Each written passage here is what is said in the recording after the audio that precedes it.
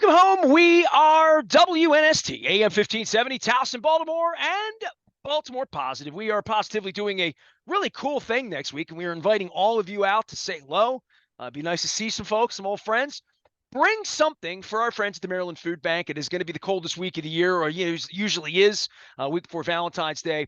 We used to do Radio Row at the Super Bowl. Now we are doing Crab Cake Row, a cup of Super Bowl. We'll give you a free cup of soup or a bowl at Fadley's on Monday, at Costas on Tuesday, at Coco's on Wednesday, at State Fair, and I'm wearing my State Fair shirt over at Catonsville on Thursday, and Pappas on Friday. We'll be there from 9 until 5 doing live radio all day.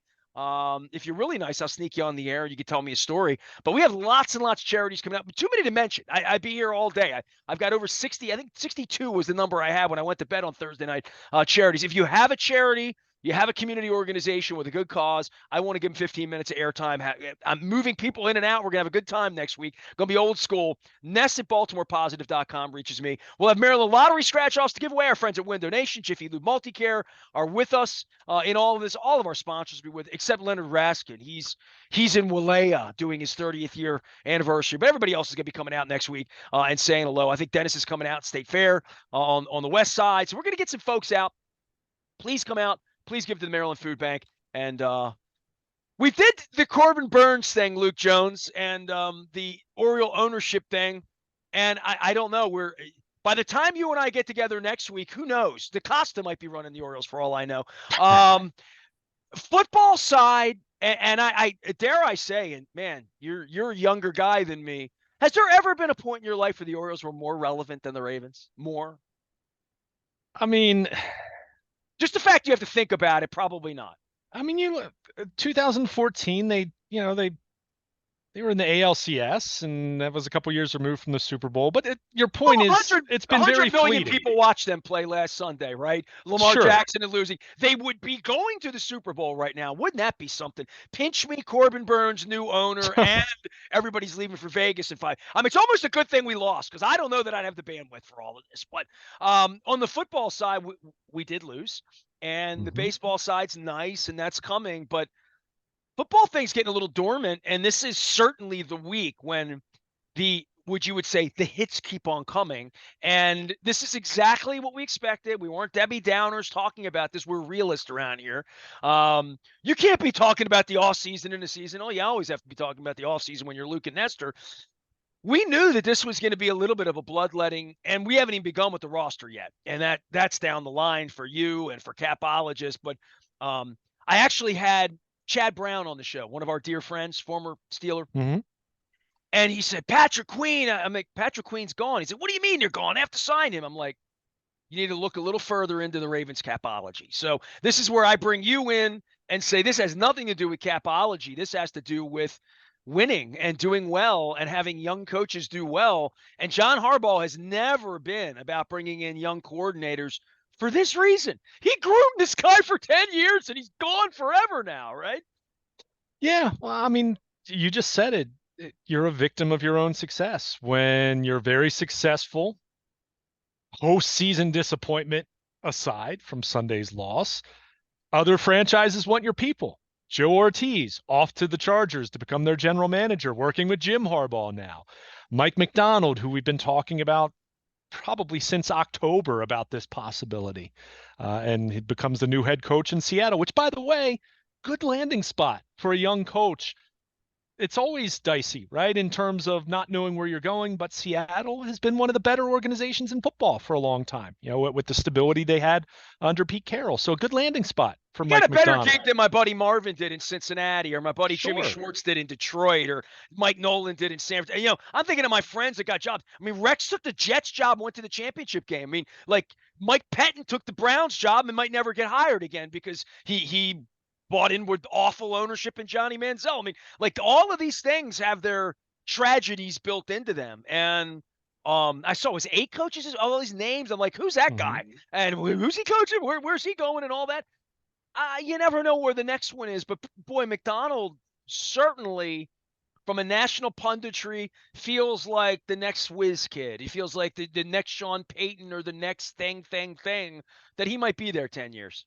I mean, he could be. I mean, certainly the Seahawks are envisioning that, and they were in a position where they were willing to wait for him the way it sounds, even if the Ravens had advanced to the Super Bowl. But you never really know, right? I mean, way back when John Harbaugh, who were the Ravens hiring?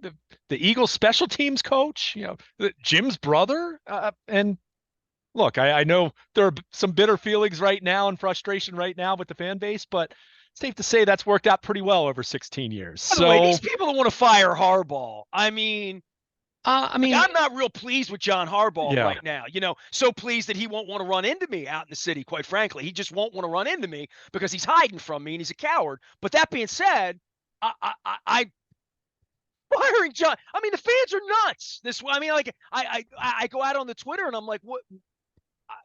I sit here trying to educate people. I've been doing it for 30 years. It's just amazing to me how volatile fans can be when they have a Twitter pad. Used to have to get in line and wait and call me and say, fire the coach, and I'd laugh at your ass. Now nobody even laughs at your ass. They sort of pile, yeah, you're smart. Yeah, you're smarter than Bishotti. I'm like, okay, But that being said, this tree is, I don't want to say withering. I mean, because they have other young Zach. We'll get to Zach Orr in a minute, Yeah. and get to Anthony Weaver and other alums, and we love Zach. I love Zach Orr. You and I love him.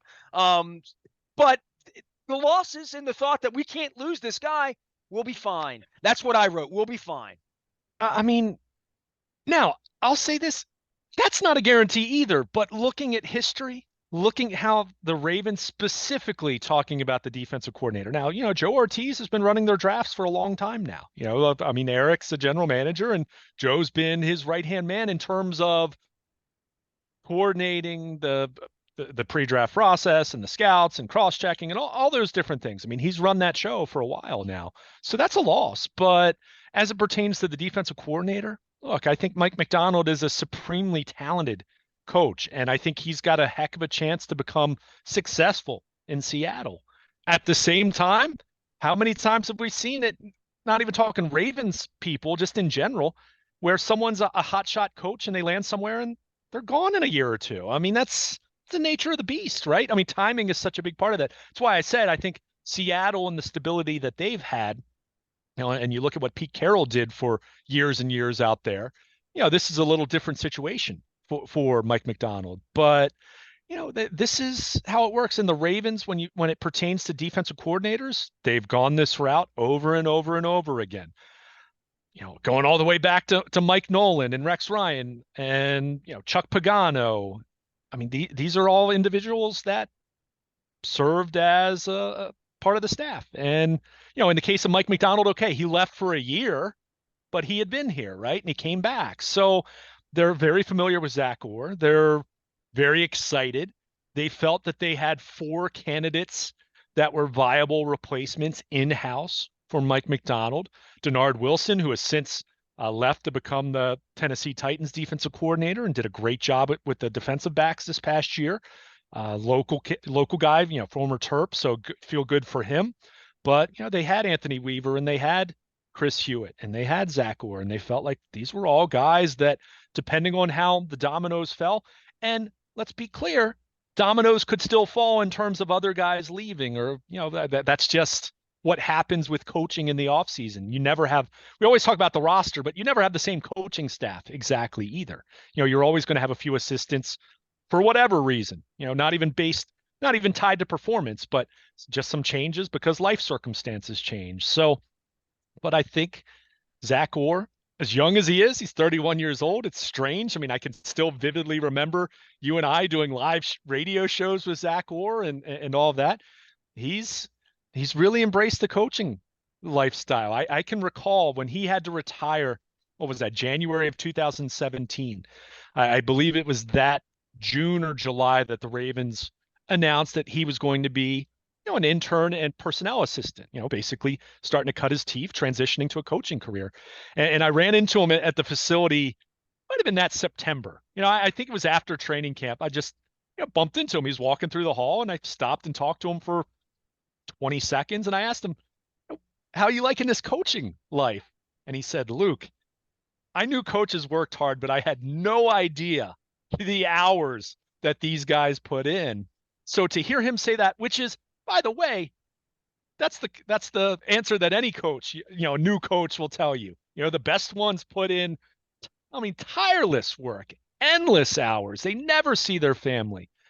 But he's embraced that. And to see him climb up the ladder and to go off to Jacksonville for a year and to come back because Mike Macdonald wanted him on his staff and felt I know from talking to some people late in the season, Mike Macdonald thought Zach Orr was ready to be a defensive coordinator. I'm guessing if Zach Orr wasn't becoming the Ravens defensive coordinator, there's a good chance he'd be going to Seattle and becoming the DC for Mike Macdonald. So he's highly thought of. Now, like I just said with Macdonald in Seattle, do you know for sure? Do you ever know with certainty that someone is going, when they get promoted, whether you're talking about a hotshot coordinator becoming a head coach or a position coach becoming a coordinator? You never know for sure. But I think on paper, there's reasons to be optimistic about this. And oh, yeah, Zach Orr would be the first to tell you that he's still going to have Roquan Smith at inside linebacker, even if Patrick Queen's gone.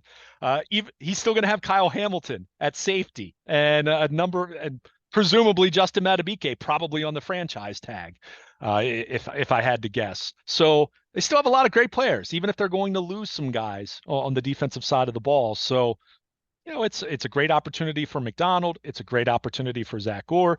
You're going to miss Joe Ortiz, but the Ravens have been preparing for that possibility for years in the same way they prepared for other front office types taking GM jobs over the years. I mean, it's just part of the nature of the beast. And other young coaches will now get opportunities, and you see how it plays out. So it's part of it. This was going to happen, whether it was going to be this week after an AFC championship loss or after the Super Bowl. Now, some of the details might have been different, but you're always going to undergo some change along the way, especially when you're successful. People want people from good organizations, and the Ravens have been an excellent organization. So it's tough on the heels of the bitter disappointment of the loss to the Chiefs that isn't going to go away for quite a while. That's why we said in our Orioles conversation, it's nice to have a pleasant distraction in that regard, but life goes on, and now it's on to 2024, and John Harbaugh building this coaching staff, Eric DeCosta building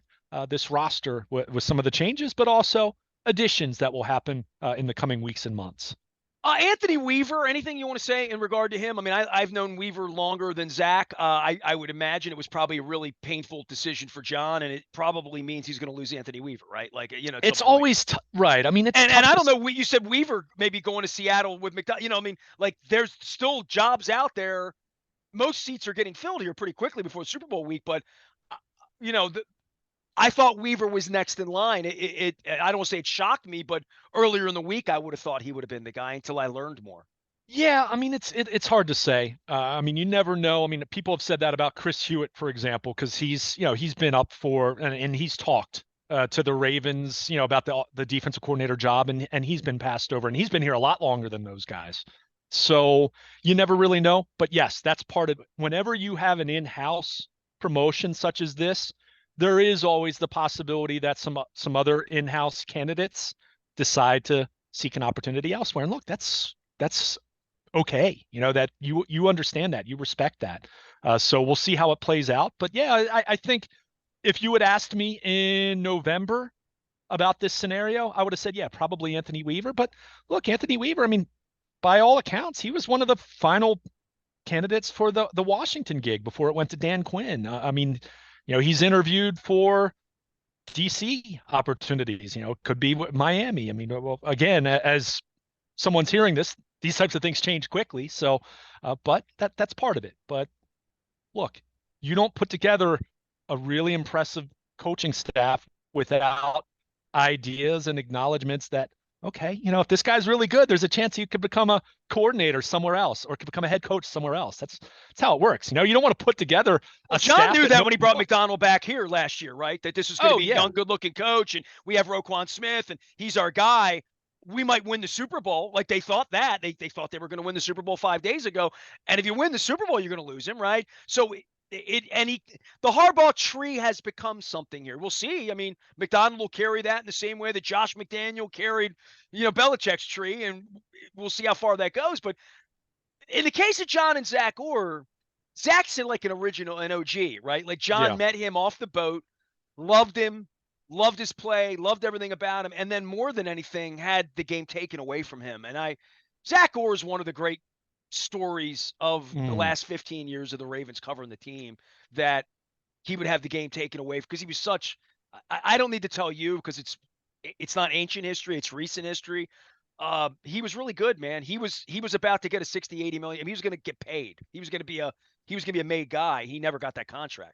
I mean, think about it. He came in the same year as C.J. Mosley. C.J. Mosley was their first round pick in 2014. Zach Orr was an undrafted free agent out of North Texas. I mean, a guy that drew the tiniest bit of attention in the preseason. I think he had a couple decent preseason games, but he was one of those guys that made the 53-man roster as an undrafted rookie, and you kind of said, "Oh, okay."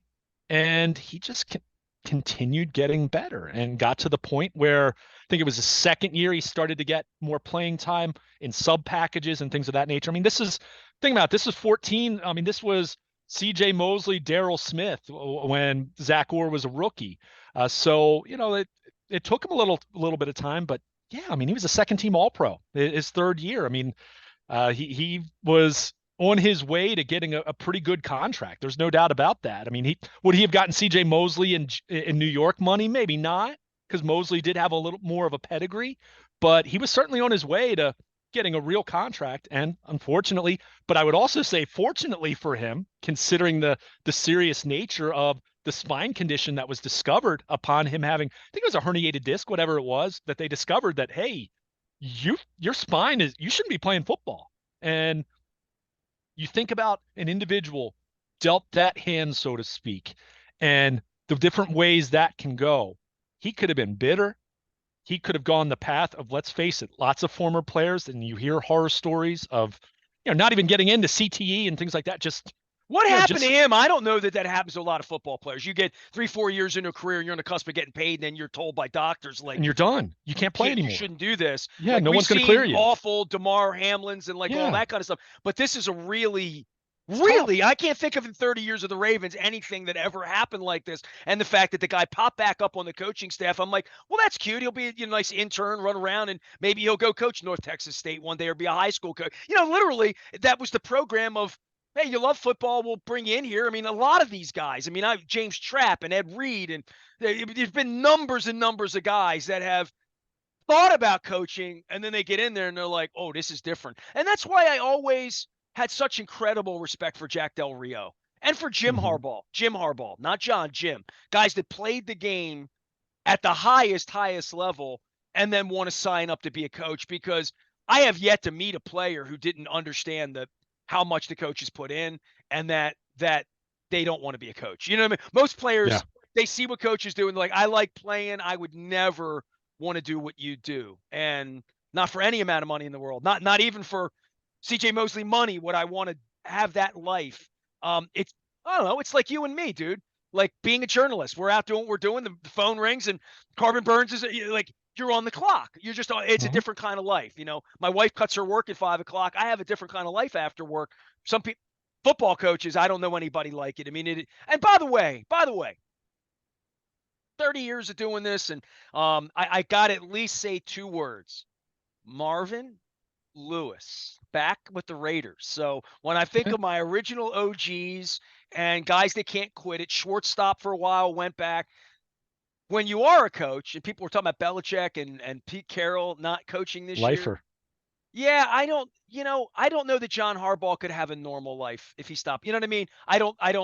He doesn't have hobbies. I mean, I've known the guy 50, like Brian didn't have, Brian's golfing now. I had him on twice this week. And he never golfed, but Brian's hobby was, I have a wife and two girls. They're my hobby. You know what I mean? But Mm-hmm. there's not a lot of room for hobbies. And when you're a 31-year-old guy who played football and had it taken away from you, I mean, I wish I could talk to Zach, or we'll talk to Chad Steele about that once Greg Bader's gone. But I love Zach. I threw him a text. He's not allowed to text me back because nobody in Owings Mills is allowed to speak. By the way, Joe Ortiz did text me back, and Jim Harbaugh texted me back last week as well when they got gigs. So I'm maintaining friendships. But Zach Orr, if I were to speak to him and sit and talk to him, because we've known him from the beginning. I mean, literally, he was one of the young guys we got to know in the locker room that we liked a lot. Obviously, John liked him a lot. The organization liked him a lot. There's nobody that's had his pathway, and the No. fact that he's a fast comer, I didn't realize that. I didn't know that until this week that he was the chosen one. I mean, I don't know what else to say. I mean, I think we all knew Macdonald could be going. I just assumed Anthony Weaver came here to sit in that seat, and then I thought about it. I'm like, John wasn't here when Anthony Weaver showed up at the barn like I was, back in the aughts. And I've known Anthony from the beginning. I like Anthony a lot.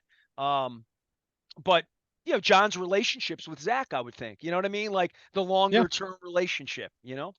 Well, there's that. And I mean, it's just, what's your aptitude for it? And that's not to say that Anthony Weaver won't make a great defensive coordinator or a head coach somewhere at some point in the not too distant future. But, when you're a head coach, you have to evaluate these things. You have to figure out. And part of it is, yes, you're kind of putting together the puzzle pieces in terms of who's going to fit where, what's my contingency plan for when this guy potentially moves on and becomes a head coach somewhere. I mean, look, I saw a few people throw it out there on Twitter, and but we said the same thing about Mike Macdonald.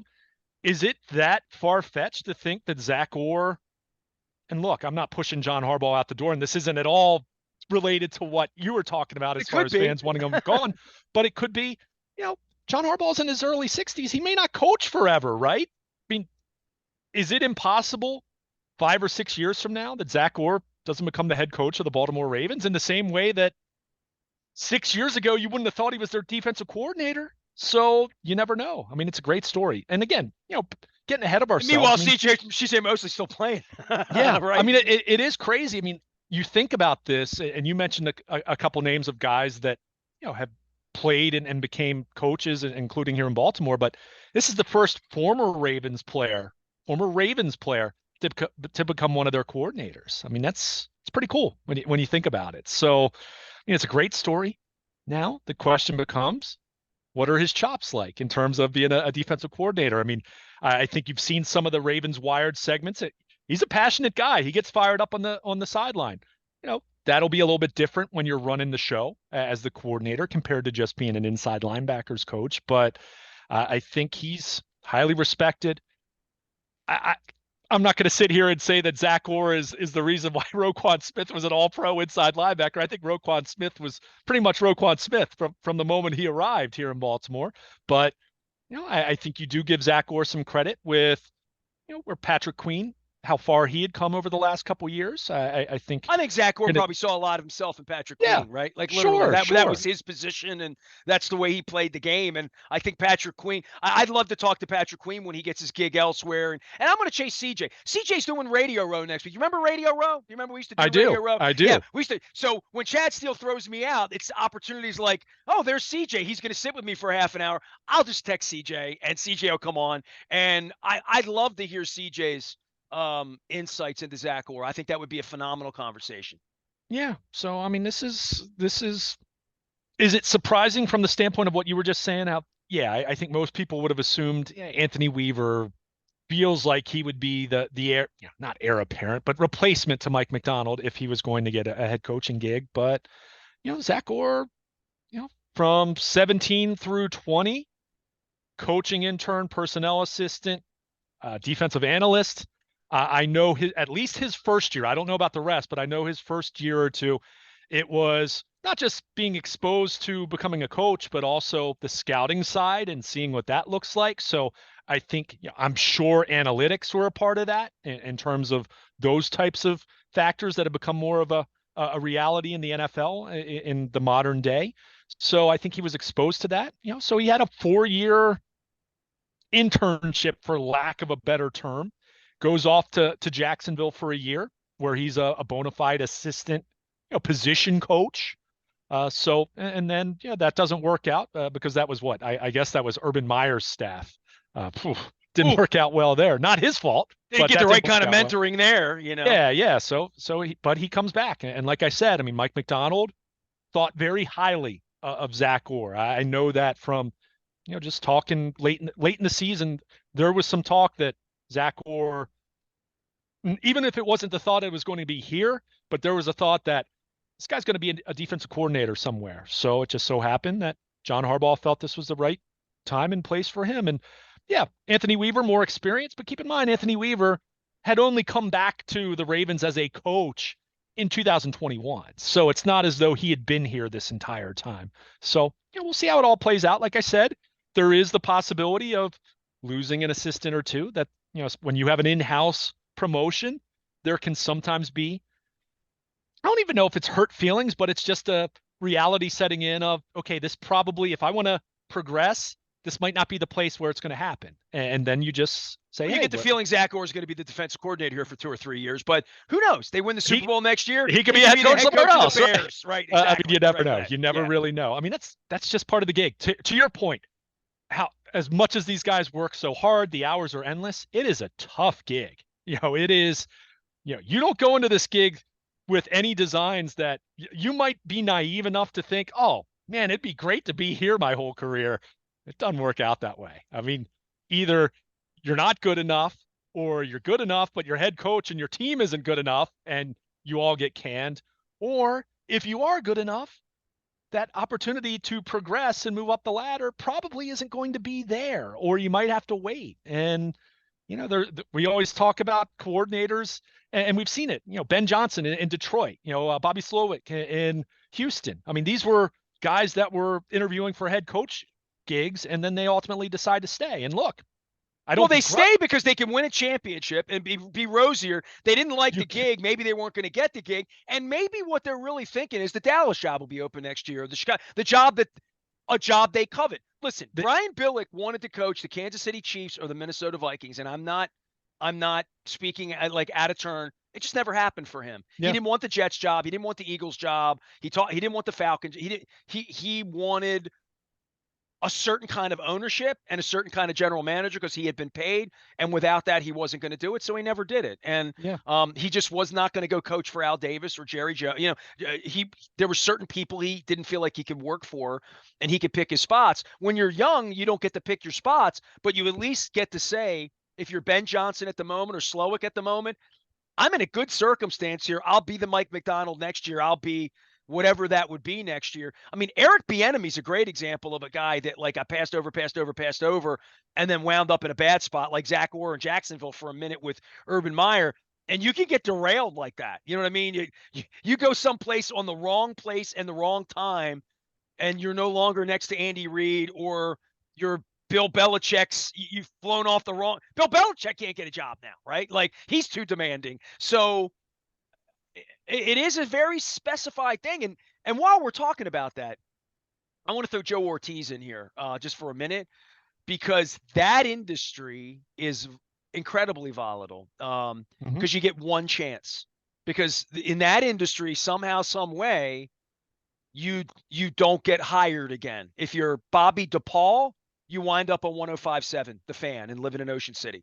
Like, and I love Bobby, and Bobby never does my show but I love Bobby, but he's one of those guys that, 20 years with the Redskins, a decade with the Bears, they go to the Super Bowl, and he can't get a gig because like those gigs aren't there, and he's overqualified to just be like a scout or whatever, certainly from a pay standpoint. But if it doesn't work out, you wind up where Phil Savage is, unless you're George Kokinis and you have a landing pad and you have friends, in the business, because that part, the talent development part and the scouting part, it's the toughest gig in the world. Because Ortiz is going out to LA after all these years. He could probably always come back if the seat's open and it doesn't work out. But like, those guys don't get second chances the way coaches do. The way Jimmy Schwartz went to Buffalo, went to Philly, got a ring, went to Tennessee, advised, and now he's a genius again with Cleveland, but he's a failed head coach, and he didn't get an interview.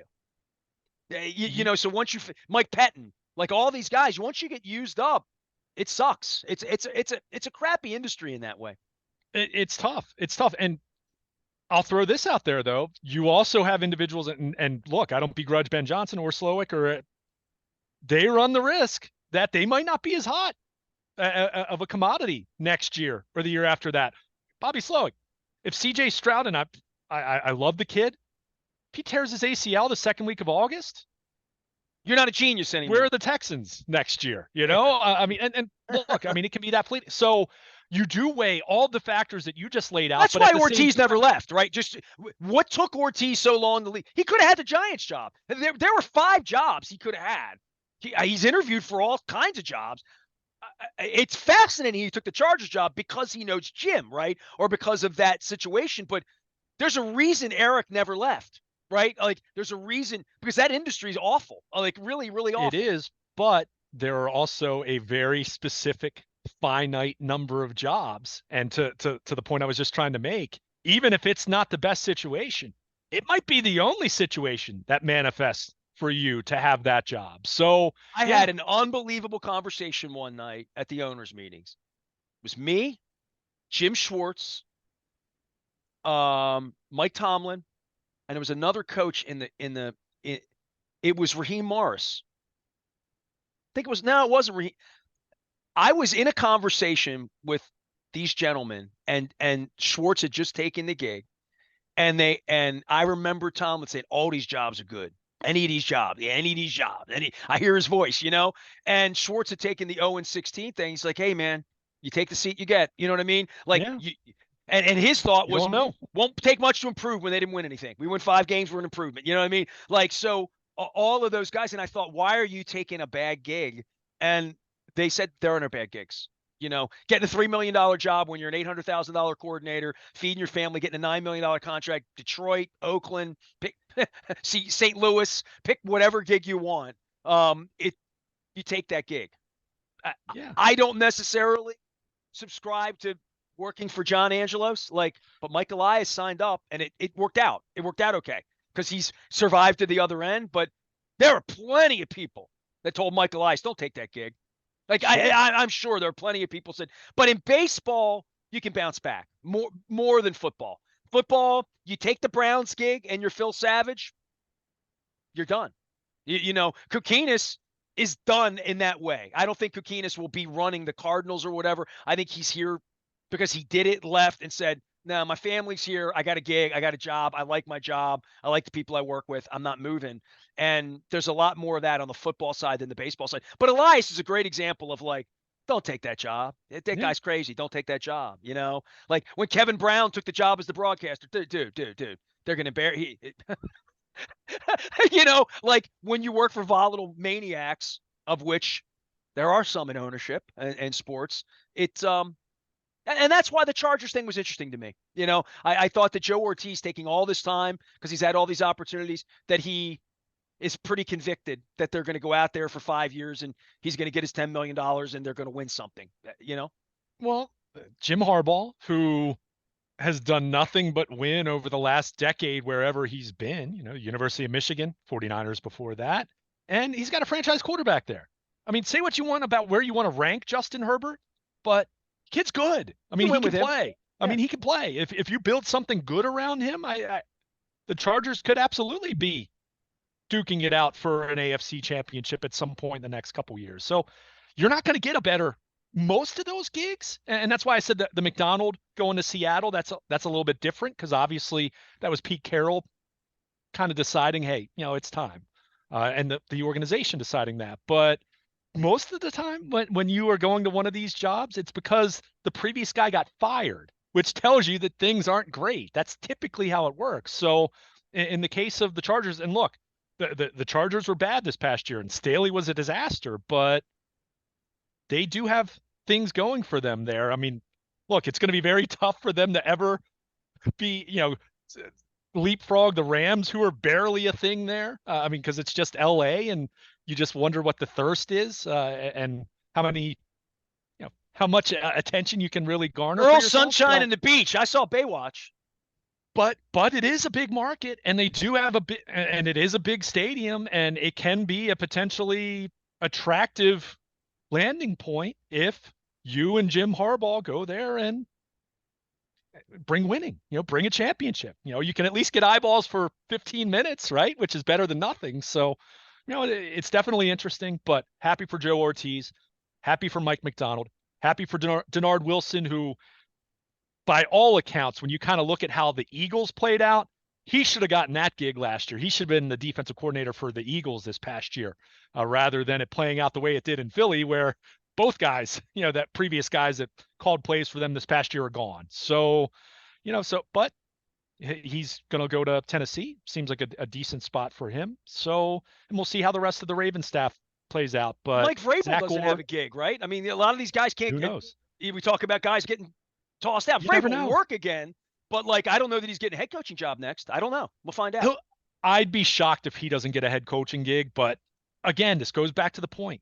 Finite number of chairs, right? I mean, until they expand, until the NFL goes from 32 to 34 and puts the team in London, as you've been predicting for years. But I live long enough for that to happen. I live long enough for Rubenstein to show up.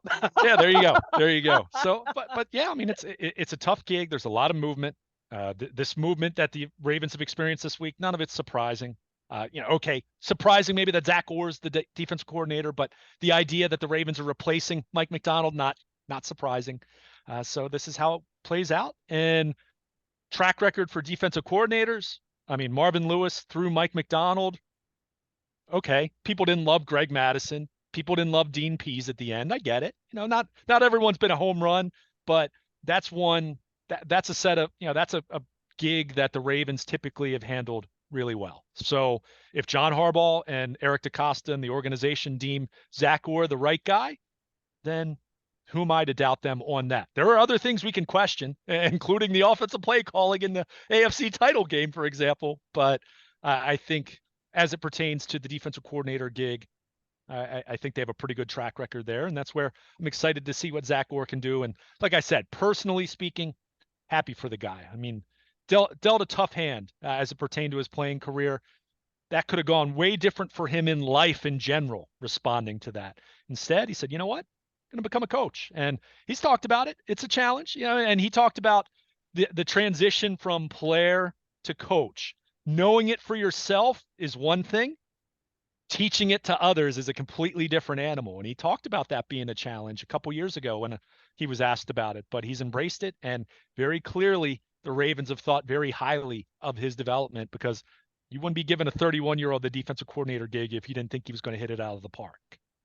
Luke Jones is here. Last thing for you. Did you enjoy that Hard 8 barbecue when we were down in Arlington, Texas for our – we were there very briefly, just long enough to watch them lose and get mistreated and get the hell out of there. I hate Dallas famously, everything about it. I got stuck going there because the Orioles got stuck going there. Then they won the World Series. But the saving grace is we did get to see Jerry's World. And by the way, Dan Quinn, people pissing on that down in D.C., believe me, I have no – Commanders affinity. Dan Quinn's going to be a good coach. Dan Quinn's a really good man. Salisbury State. I know Dan Quinn a little bit. I thought that was a good hire for the Commander. Really good hire for the Commanders, by the way.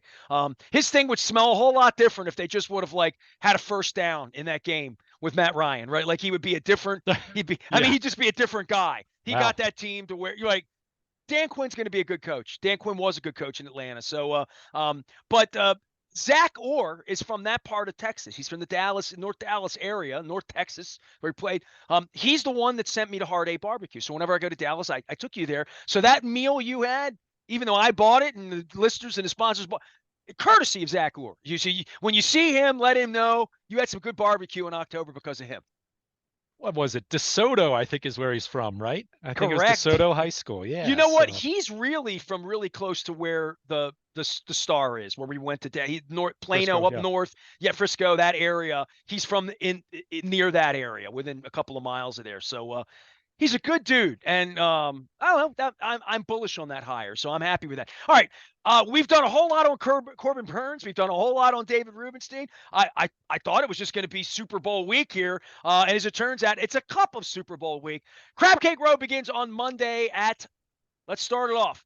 Fadley's at Lexington Market. We will be at the old market, the original location. They have not moved in, so that's a note I'll make on social media. Tuesday all day long, we're going to be at Costas in Dundalk. Wednesday, we're going to be at Coco's Pub in Lauraville. Thursday, we are going to be at State Fair. I'm wearing my State Fair shirt in Catonsville all day long, and then on Friday at Pappas. 9 until 5, live radio, lots and lots of local community efforts, charities, good stuff. We'll have some football conversation. We'll have some baseball conversation, but we're going to do some good work, and we're going to give you a free cup of soup or bowl if you come by and bring something for the Maryland Food Bank. So promoting charities all week, raising food specifically for local pantries And at 4:40 every day, Luke, the Maryland Food Bank is sending over a local pantry to come on the air and tell us how this food that we've gathered during the day is going to stay in Dundalk on Tuesday, downtown on Monday, and Cockeysville on Friday. So we're real proud of this effort. It's the first time we've done it.